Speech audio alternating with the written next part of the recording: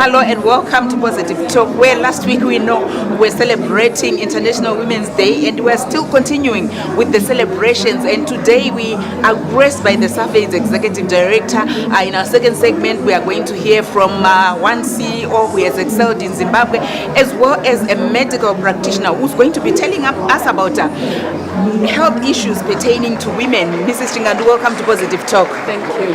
SAFED, we saw you being part of the team that was commemorating International Women's Day.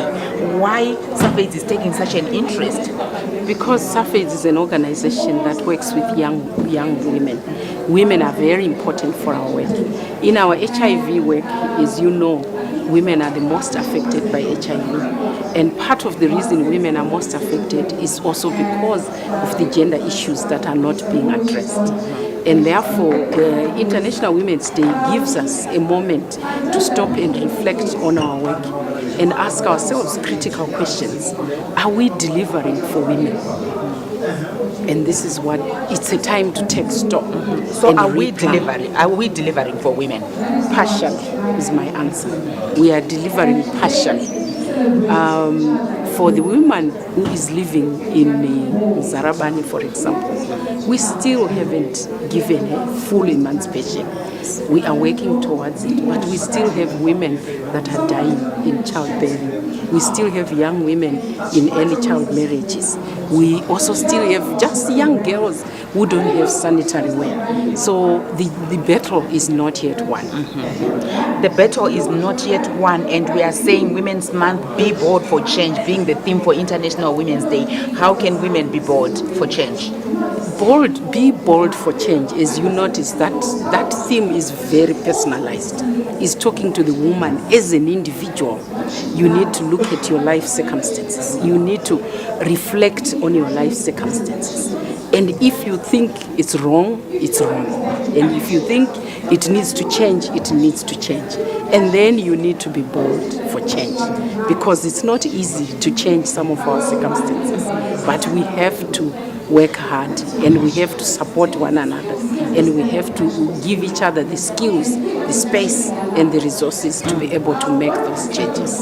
Mai Chinganu, inindira mai vatori kana kwamrewa kwamzarabani kwamataura uko situation yangu ndiri kutoona kuti zveshwa yakaoma and kuti ndifungo ndichaibva pairi handisi kuona zviri nyore izvozvo. Imi muri kuti be bold for change. Ndinobuda sei imamo makakatanwa andiri semudzimai ndiri kurohwa kumbana baba and handina kwekuenda pamwe nditori nherera. Ndinobuda sei musituation iyoyo? Hakuna munhu asina kwekuenda. Iyoyo pfungwa yekuti handina kwekuenda, watorasika, watoshaya, watotadza kuita bold for change.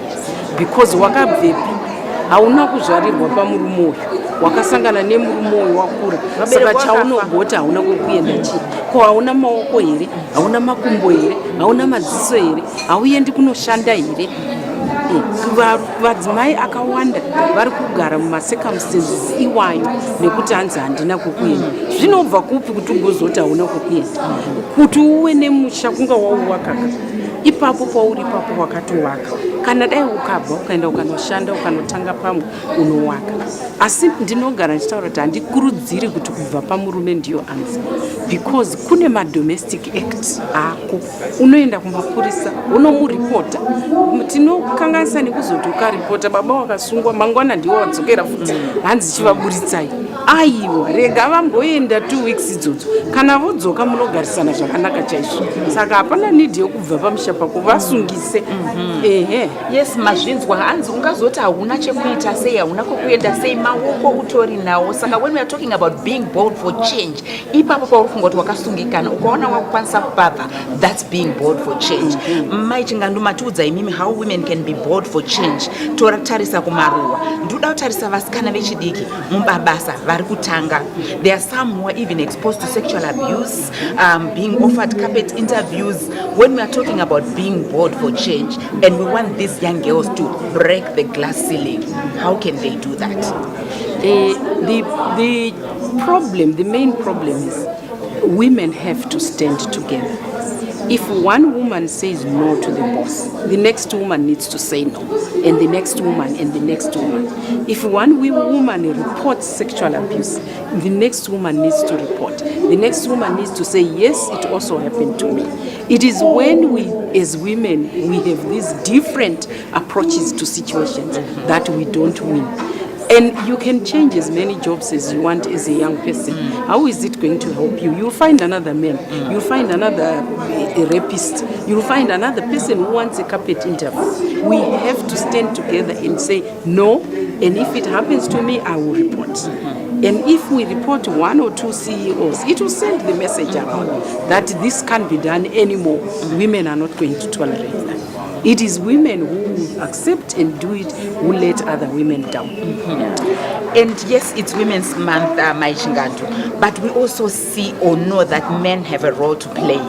What are you doing for men, or what message are you giving men this Women's Month, where we are saying, yes, we are celebrating women, but men do have a role. So what is the message? You know, we are saying we are partners in this. We don't hate men. We love men. We want to be with our men. That's why I don't believe that the solution is to run away. No, we need to sit down with men. Sometimes men don't really know. You know the circumstances we have today. Our men just grow up in a boarding school. The next thing they are married. They don't know how to treat a woman. They don't know how to run a home. Nobody's teaching them that. And it is time now we come and learn together.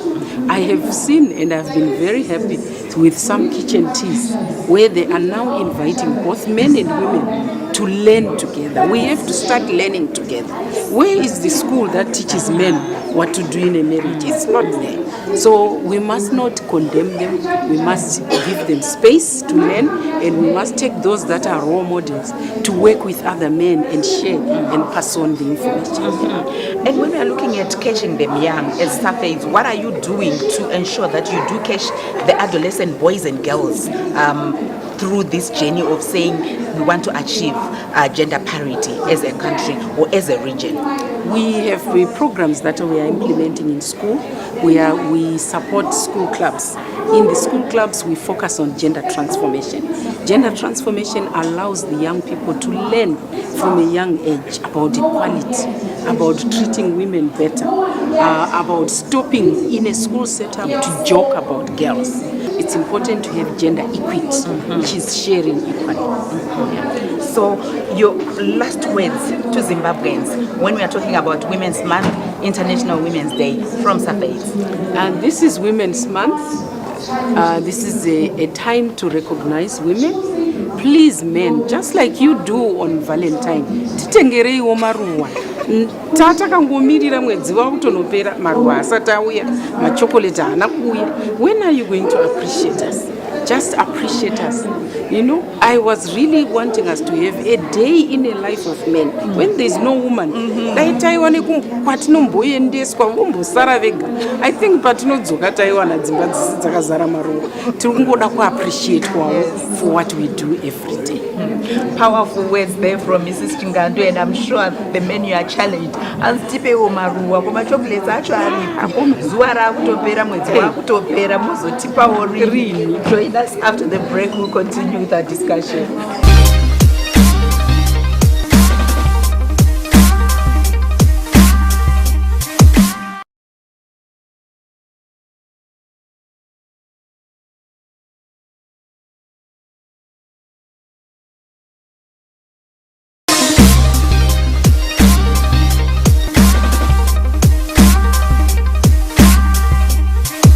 Welcome back as we continue with our program, and now on the program we're joined by one woman who has broken the glass ceiling in Zimbabwe when we're talking about excelling in the corporate world. She is the CEO of Tell One, that's Mrs. Chipo Mtasa. Chipo, welcome to Positive Talk. Thank you. We know March is Women's Month. We are celebrating women. What does International Women's Day and Women's Month mean to you as a CEO? It means we need to celebrate women.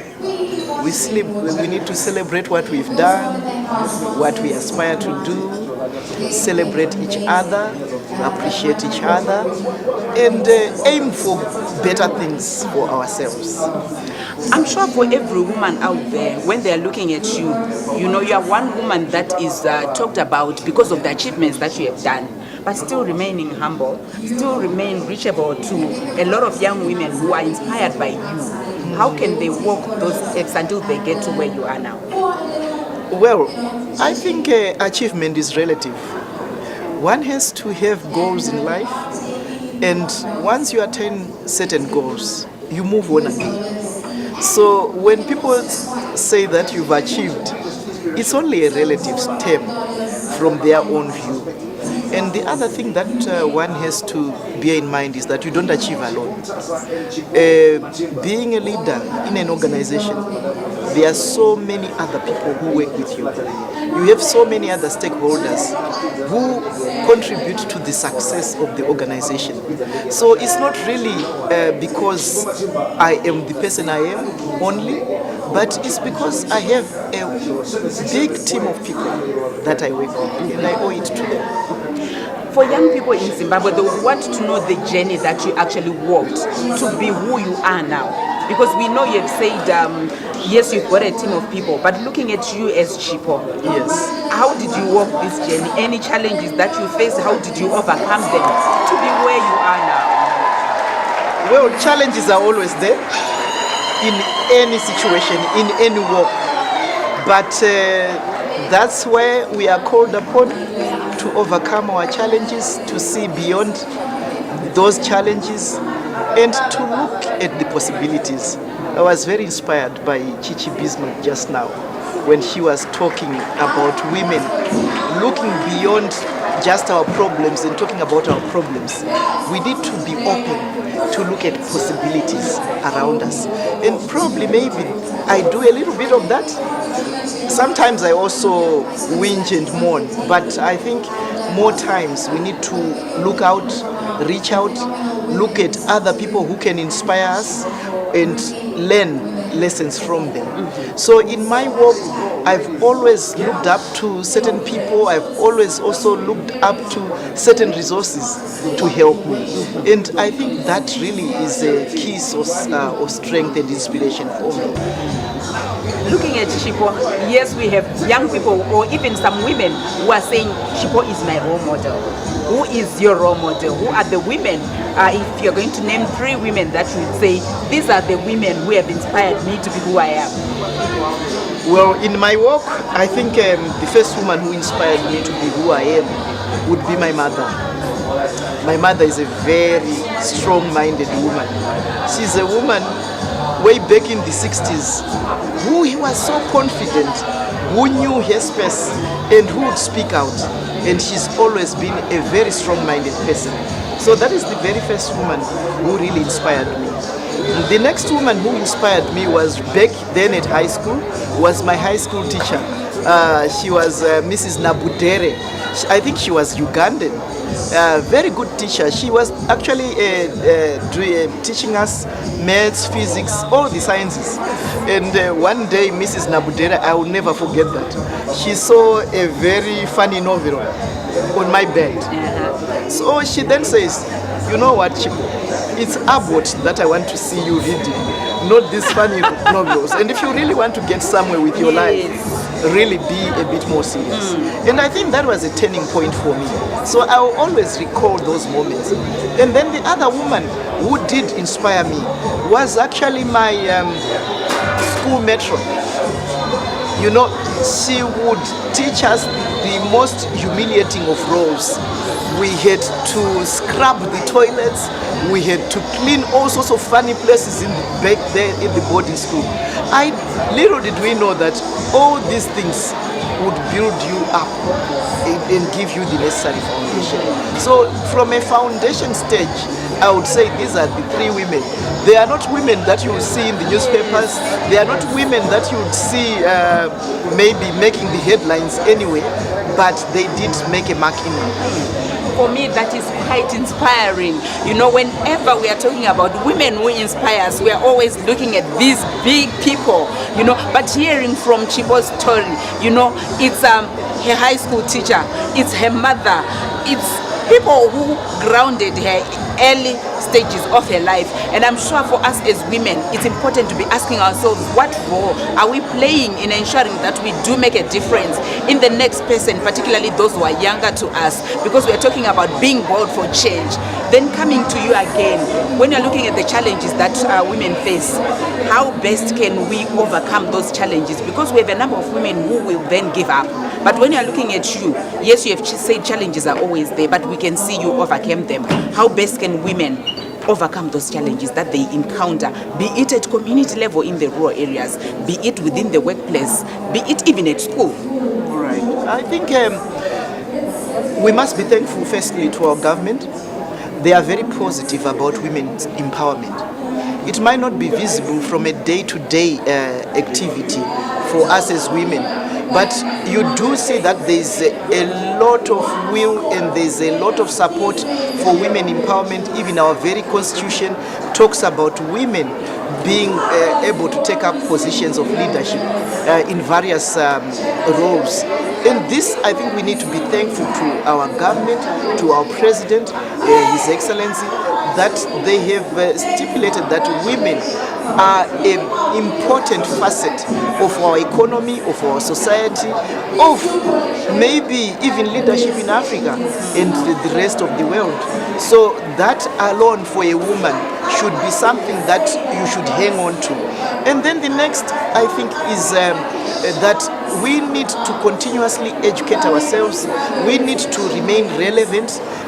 We need to know what is happening around us, and we need to continuously look at how can I be a better person, how can I bring in better influence in the community where I am, in the company where I'm working, whatever we will be doing as women. Let's talk and think about being of positive change, positive influence. Let's think less about self and think about more about others, how we can impact on others. What more can I say? She has said, let's think about making that positive influence, not thinking about self, but thinking about the other. That was Chipo Mutasa, CEO of Tel One. I'm sure you are inspired. We continue with the program after the break.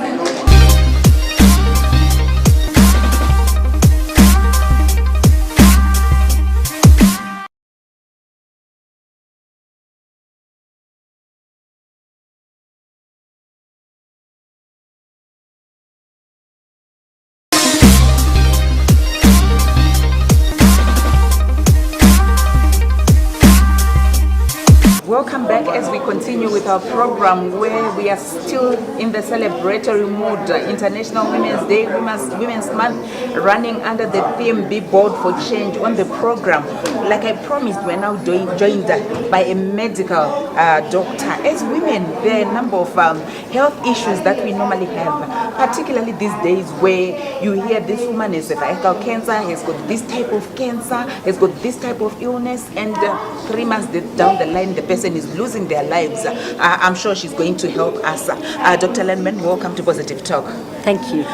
First of all, I want to hear from you. International Women's Day or International Women's Month, where we are talking about being bold for change. What does it mean to you? You know, what we know now is that if you have a little bit of money for health and you want to put it somewhere where you get the biggest reach, do you set up a children's clinic? Do you set up an oncology center? Those things are all important. But if you want to really affect a nation, you look after women, because women look after everyone else.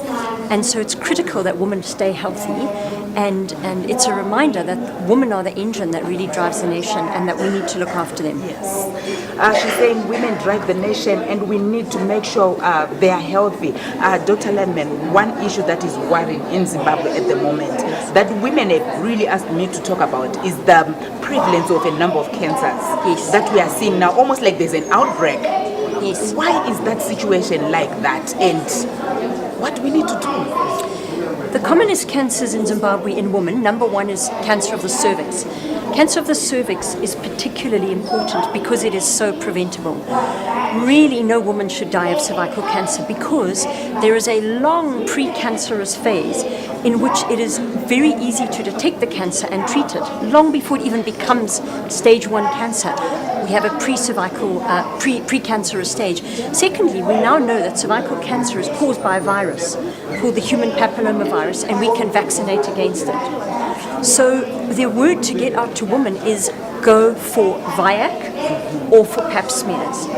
And if you can go once a year, once every 2 years, do that, because if it's picked up early, it is easy to treat. Yes.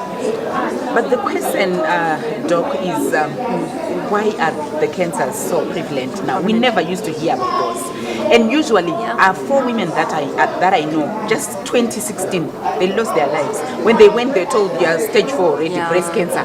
This cervical cancer that you are talking about. Is it the food? What is it? I don't think, worldwide, the death rate from breast cancer is dropping rapidly. Even in the world, the death rate from cervical cancer is dropping rapidly. I think possibly economic hardship, where women don't go for screening, where women are working too hard. Stress absolutely has a factor. The other thing is that we are diagnosing often earlier, so you hear more stories. But I think when a nation is under stress, illness goes up, and we're hearing more and more. And I think possibly women are not going to look after themselves. They're spending money on their family. They're looking after the health of their children. They cannot afford medical aid, and they present too late. They put themselves at the bottom of the list. So with maybe breast cancer for women, how are they supposed to, what's the first step that they have to go through? Okay, breast cancer is very common. The South African Cancer Association says 1 in 29 women will get breast cancer. Depends on the age, certainly from the age of 60. So the first thing is that all women become breast aware. We used to say examine your breasts once a month, but no woman examines her breast once a month. We now say when you bath or you shower, be aware of what your breasts feel like. If you detect any change, go to the doctor. The second thing that is really important, the problem is it's expensive, is mammograms. There's so much misinformation about mammograms, and mammograms cause cancer. That is not true. Mammograms are life-saving because they pick up a change long before it becomes a lump, long before it becomes cancer. There is a mammogram program at Perinatal Hospital. There's about 4 or 5 mammograms in the private sector. So if you can get into a screening program, if you can save up, a mammogram costs $120 in all the private sectors, but it is life-saving. Even if you go every 3-4 years, women need to examine their breast, have a doctor examine, and get full mammograms. Then in terms of general women's health, what do women need to do to ensure this being kept healthy that you talked about? What do we need to do? Okay, so you have to remember that you have to actively look after your health. You can't just sit back and hope you'll be okay. It doesn't work. You have to prioritize your health. You have to get enough sleep, you have to get enough exercise, and you have to eat properly. In addition, you have to go for screening once a year if you can. Pap smear, breast exam, blood test. Every woman, every man in this country over the age of into adulthood should have HIV tests every year. That sounds a bit ridiculous and extreme, but as we normalize this disease, it is still the biggest killer in our country, and the biggest problem with HIV is stigma. So we need to address stigma, we need to normalize it. It's okay to go for an HIV test. HIV is so treatable. No one needs to die from HIV or cervical cancer. So it's about being proactive and about saying, this money every year I will put for myself, because if I stay healthy, I can keep my family healthy and the country healthy. Yes, we got the message in terms of how important it is for us as women to stay healthy. We can only be bold for change if we are healthy, like what she is saying, coming to you on a personal level, looking at you as a woman in the medical field. There are other young people who are looking at you and really admiring and saying, okay, I want to be her next time. What advice would you give to young girls who are looking at you now? I think that everything that we've talked about in Women's Month, be bold for change, believe that you can do anything. Just because you're a woman, you know the new statistics are that women are far ahead of, I have 2 sons, and they don't like this, but the reality is that women are now excelling at science and math, so nothing is impossible for women. You know, medicine is the most wonderful career for women, wonderful career. And women are naturally nurturers, so women are excellent. It's an intrinsic thing. And I would say, go for it. If you want to do medicine, go for it. It's a wonderful, wonderful career. And I would also say to women, don't leave this country. If you've got to go out and get experience, but come back. We need people to come back and help build this country and build our health system. Well, you heard from Dr. Langton, and she's saying, as young girls, grab the opportunities. Even if you go outside the country, come back. We need to build this country together. And yes, that's us being bold for change. Until we meet again next week, be bold for change. It's Women's Month.